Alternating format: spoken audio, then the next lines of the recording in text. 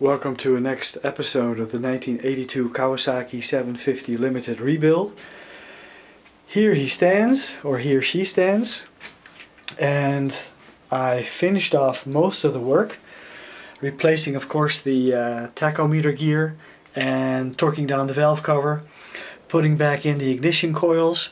I did a sort of a do-it-yourself mock-up air filter because I didn't receive my pods in yet, and I'm still waiting for them.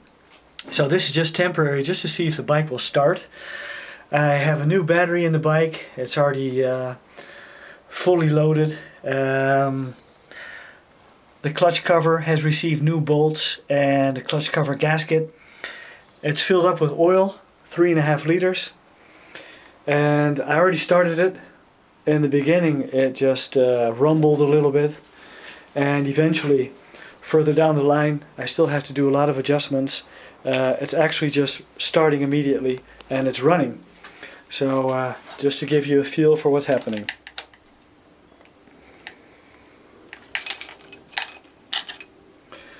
There we have it. Ignition on. Ignition button.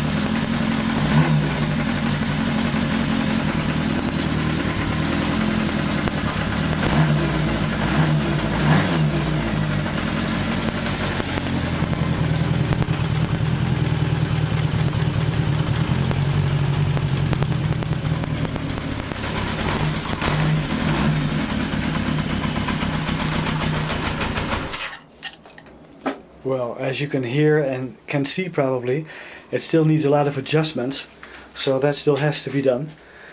And but the engine in general is running fine, so there are a lot of carburetor adjustments to be done, and I have to check the spark and make sure I have the right air filters on the pods, and that's about it. There are a lot of finishing touches to be done. The tank, of course, the rear fender, and the primary drive chain has to be put back on. And I want a new set of handlebars, and that's it. So it's great, it's starting, it's running. See you in the next video.